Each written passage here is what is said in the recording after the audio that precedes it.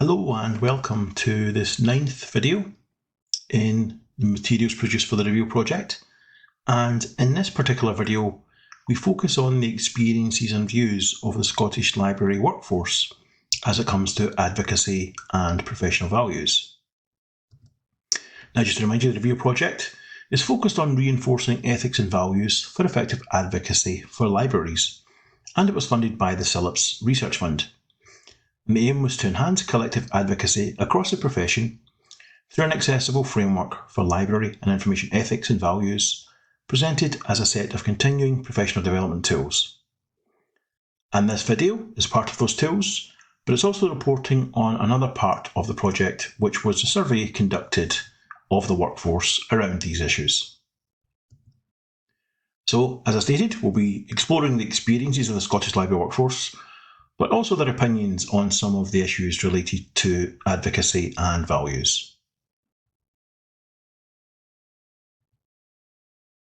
Now, this was recorded in the summer of 2023, specifically June and July, and it was a web survey that asked a range of questions related to library values and advocacy. It was distributed via CILIP's email list as well as social media, and in the end we received a final response rate of 45 on the survey.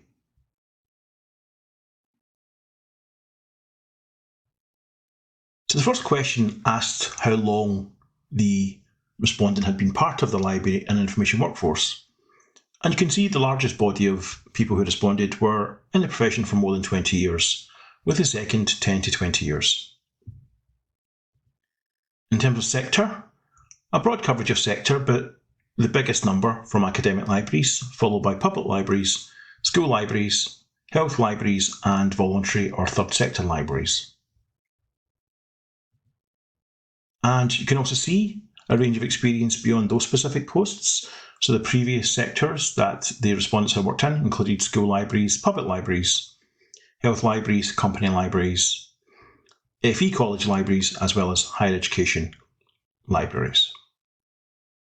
So a broad range of experiences and obviously significant experience in terms of the number of years that people had worked in the profession. So a good response from the point of view of knowledge of the issues at stake. So a lot of the questions used a very similar 5-point scale related to views on different aspects of questions. So the first question asked regarding the respondents' attitudes to CILIP's framework. And we listed the framework principles, 7 of them, and asked on a scale of 1 to 5, 1 being not important to 5 being very important, how would you rate the importance of each of the principles for the library and information profession? As I say, we used a similar scale throughout most of the questions, this 5-point scale, with 1 being not important or not effective, and 5 being very important or very effective, and that will vary depending on the questions. So just looking at each individual component or principle. So in terms of human rights, equalities and diversity, 36 of the 45 respondents cited it as very important, obviously a significant number, and only 1 as not important, and with a variation in the middle in very small numbers. So the vast majority saw it as very important. Public benefit, slightly different. Again, vast majority saw it as very important, with slightly less on 4-point on the scale, so not very important, but important. Preservation was slightly different. Only 18 saw it as very important, and another 18 marked it as a 4, which is obviously slightly less important, with 6 marking it as a 3, which is obviously not important or unimportant. So a significant difference, I think, there for preservation in terms of how it was viewed in terms of importance. Intellectual freedom, 33 people, again the vast majority cited this as being very important, with 9 marking it as 4 on the scale. Impartiality, similar numbers, 32 stating it is very important, and 8 marking it at 0.4 on the scale, with 4 at 0.3. Confidentiality, slightly different, 28 marked it as very important, 13 0.4 on the scale, and 2 respondents marked it in the middle. Information skills and information literacy, 34 marked it as very important, with 7 marking at 0.4 and 3 marking at 0.3. So just comparing all of those principles in terms of how they were graded in terms of very important. So this is just looking at 0.5 on the scale, how many of the respondents marked each of the principles as very important. So you can see human rights, equalities and diversity was the highest scoring at 36. Information skills and information literacy was next at 34, with a few just slightly lower. Public benefit, intellectual freedom and impartiality just slightly lower. Much lower on the scale was confidentiality, 28, but preservation was the lowest and marked as very important.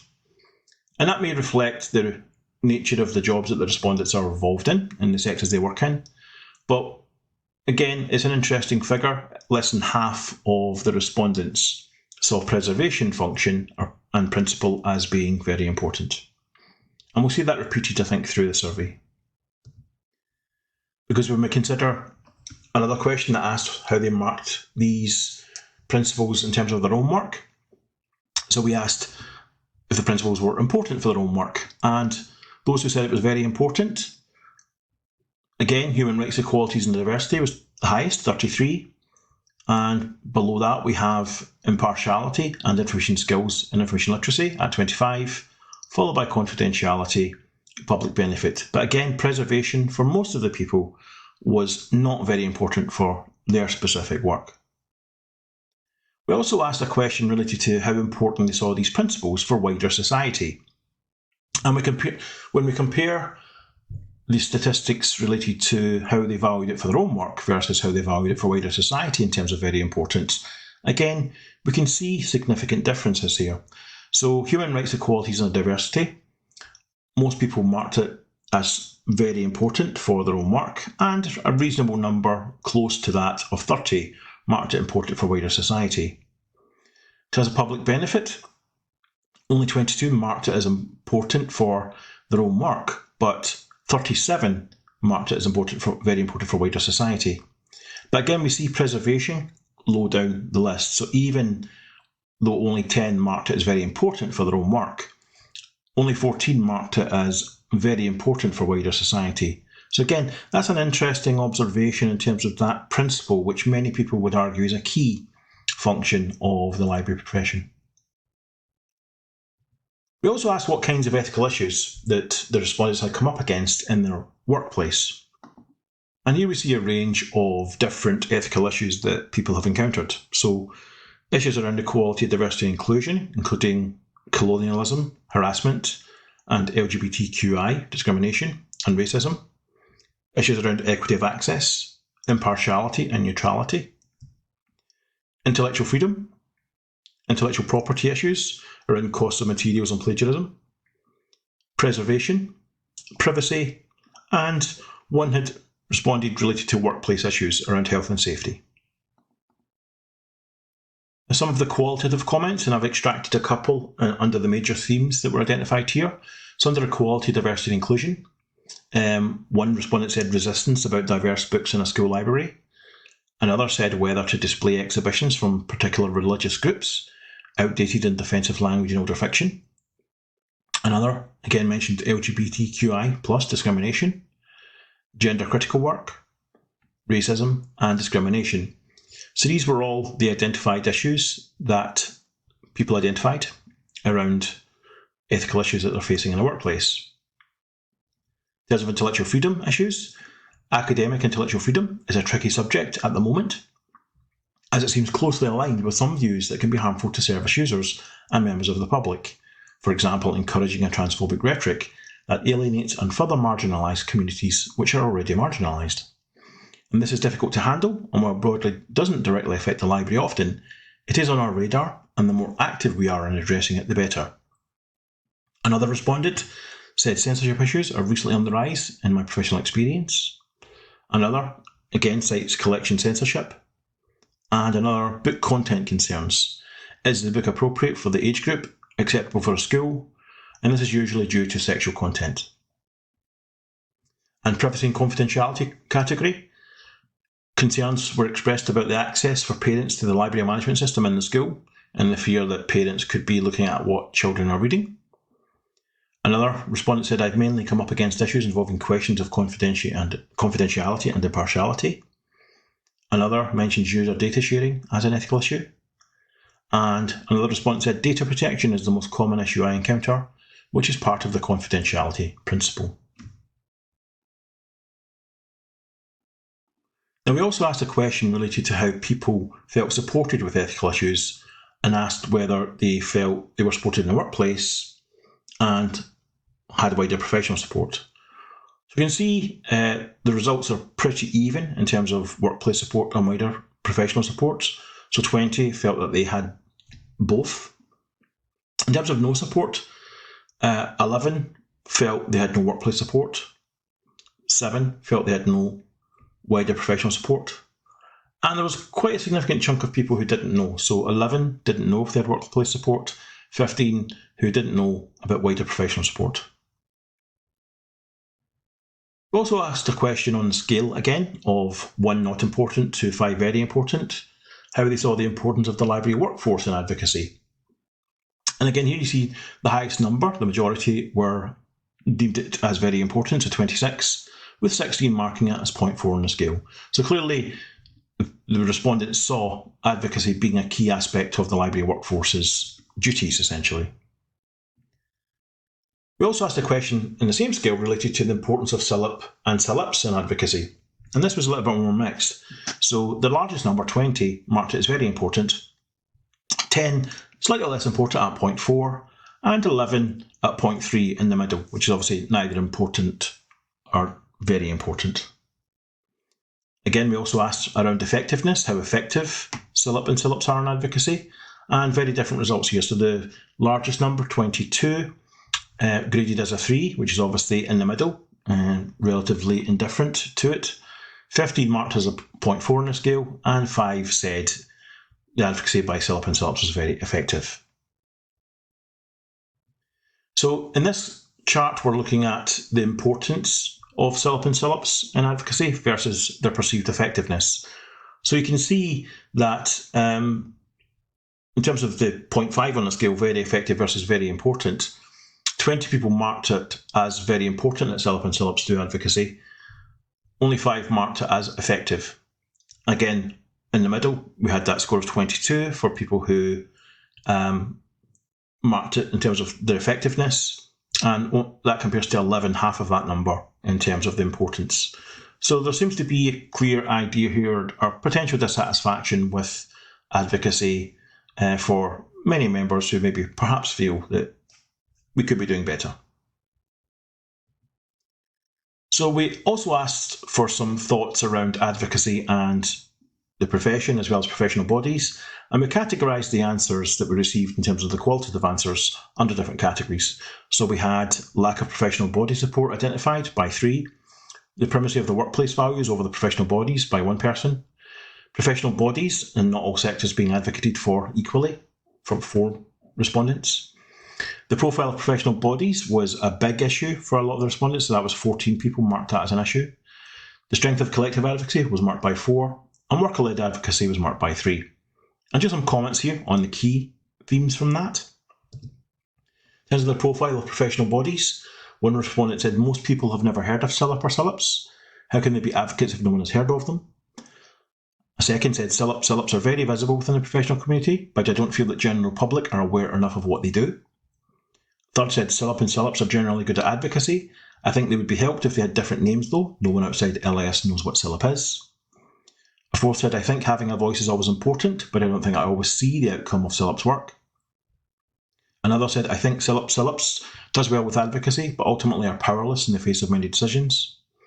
And lastly, another respondent said, CILIP and CILIPS feel like the main champion for libraries in the entire sector in the UK, and individual locational advocacy is too localised and inward-facing.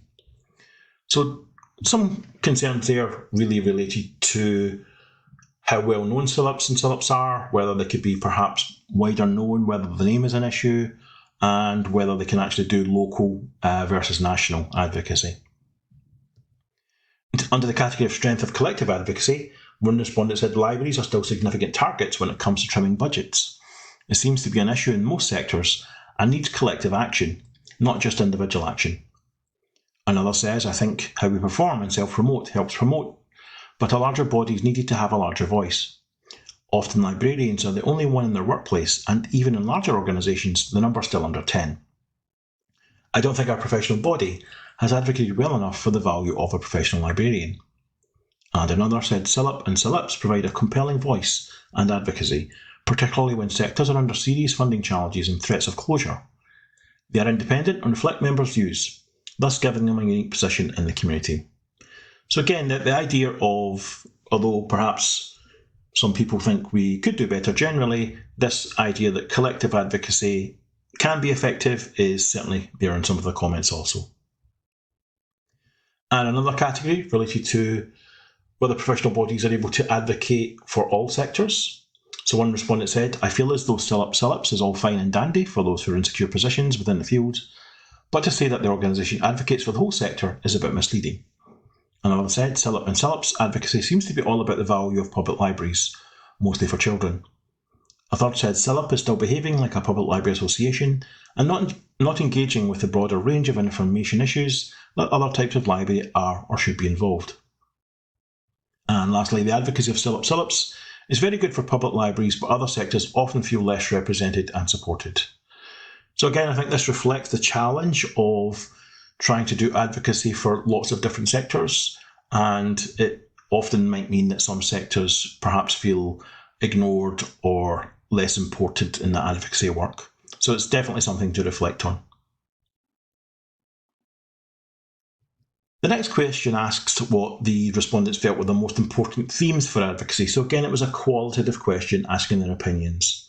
And this word cloud is just a little creative output from that, showing you what most people said in terms of the key themes that came out. But to give you more detail, the themes that emerged were competitive intelligence, was mentioned by one person. Equality and diversity, again, 8 people mentioned that. Equity of access to information was a big theme, 15 respondents mentioned that. Freedom of expression, 5. Information literacy was mentioned by 4. The legal status of library services was raised by one person. Misinformation was mentioned by 4. Neurodiversity challenges by one respondent. And the issue of poverty was mentioned by one specifically, although of course that can come under equality and diversity as well. Preservation was raised by one person. Reading for pleasure by 3 people. Representing the whole profession was raised by 4 people. The cost of resources by 1. The skills of the library workforce by another person. Sustainability by 2. Trust and confidentiality by 1. And well-being by another respondent. So again, just to extract some comments from the most common themes. So equity of access to information. One respondent said open access to information, trying to break down some of the boundaries which lead some groups, especially poorer ones, to be seriously disadvantaged by the lack of access to information. Another said equity of access, because our communities are under threat and libraries have often been the refuge, the social hub, the helpers. The more pressure put on users by a lack of work or food or funds, the more stress we will be under in turn to continue to do more with less. Another said equal access against library deserts and make sure libraries provide a wide range of accessibility features. And lastly, another respondent said freedom and equality of access to information, challenging higher education institutions' concern with freedom of access only for academics and only for members of their own institutions, and advocating for trained information professionals as necessary for a society to enable that access. And equality and diversity. One respondent said diversity as an ethnicity. Without diversity, you'll get the same people advocating for the same things. We've seen how fast people have been to advocate for the LGBTQIA community, yet persons of colour still have to tirelessly push for events and displays that represent them. Another respondent said inclusivity, ensuring that library services are inclusive and accessible. A third, diversity in collections, representation of all groups in society. And lastly, inclusivity, writers of diversity, acceptance of our writing heritage. We also asked whether there were any tools that could be provided to help with advocacy. And a few ideas were promoted here, so guidance on advocacy, case studies, cross-sectoral working, feeling supported, funding for conferences, improved communication channels for the profession, legal support, peer support or improved peer support, policy templates, more resources, better use of social media, targeted resources, templates and guides for events that could be run, training, and videos to show managers. And again, I've just extracted some of the main comments here. Under training, one respondent said training for staff in simple information gathering techniques. Another said more CPD, support and encouragement for enthusiastic workers. A third said training in the ethics of library and information work could help staff present a united front and have greater confidence in advocating for services. And fourth, in terms of training on platforms, I am lucky enough to work in HE, where there are an abundance of both. Public, school and special libraries are probably not so fortunate. And a couple of respondents mentioned case studies. One said case studies showing how other libraries have dealt with various issues. And secondly, a repository dedicated to research and case studies that highlight the positive impact that libraries have had.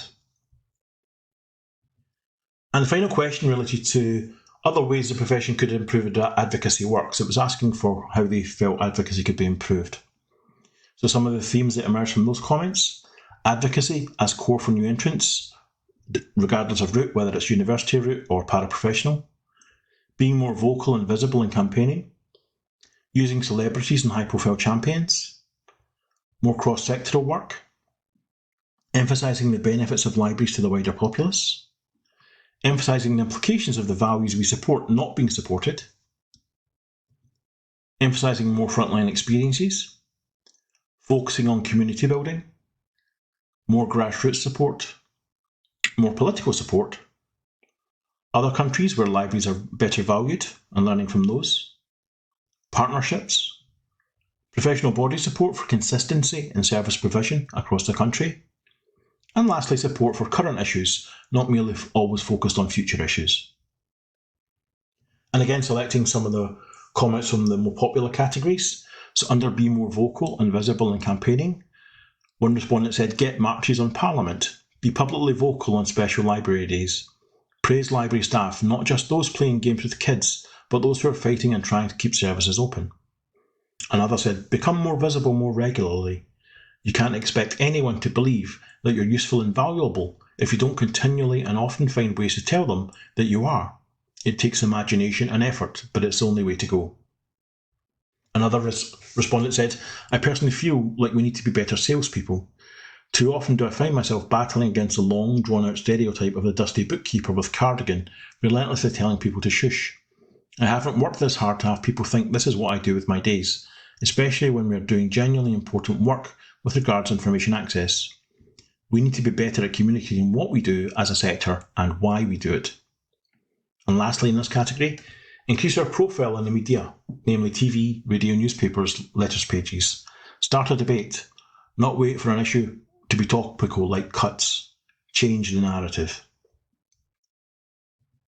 And under the category for emphasise benefits of libraries to the populace, one respondent said many people are unaware of the many benefits of libraries, targeting these with public campaigns to open minds about what we can offer. Another respondent said by telling everyone consistently and constantly what amazing and diverse work is going on. We need better PR so that it's recognised that what value a professional librarian adds to the service offering. Plus, the variety of work being done by libraries, from small things like providing warm spaces to running events to educating patrons. Every library does this stuff, but we don't shout enough about any of it. And thirdly, step away from the ongoing professional librarian dialogue and present library services front and centre as essential services for local communities, institutions and organisations. Community engagement isn't all, though. We need stronger links with other cultural providers, particularly museums. Organisations still feel polarised. So that was a summary of some of the comments, but just summarising really the kind of survey findings generally. We've obviously explored the experiences and views of the Scottish Library workforce on a range of issues, and the 45 respondents gave us interesting comments around different aspects. What was clear was the importance of the workforce and advocacy was highlighted, as were views on how advocacy could be better supported by the professional bodies, so there's certainly some food for thought for everyone. Concerns with equality, diversity and inclusion issues, and intellectual freedom were uppermost in the comments. And that's understandable given the world we currently live in. That does lead, though, to the challenge of ensuring that all values are present in advocacy. And the issue around preservation, for instance, being very low down the scale in terms of how it's perceived, both as a value for the profession and as a value for wider society, is perhaps of concern when it comes to essentially trying to tell the public what a key role of a library is. The preservation aspect is an extremely important aspect of the professional canon that we have. You see it in every library thinker, from Gorman all the way through to Ranganathan. So this idea of preservation and stewardship is something that's down the list at the moment in terms of the professional vision, but it's something that I think we need to think about in the future to perhaps advocate more for. So that was a summary of the survey we did for the project. And in the final video of the 10 videos, we're going to focus on how to bring everything together to consider how we actually do values-driven advocacy.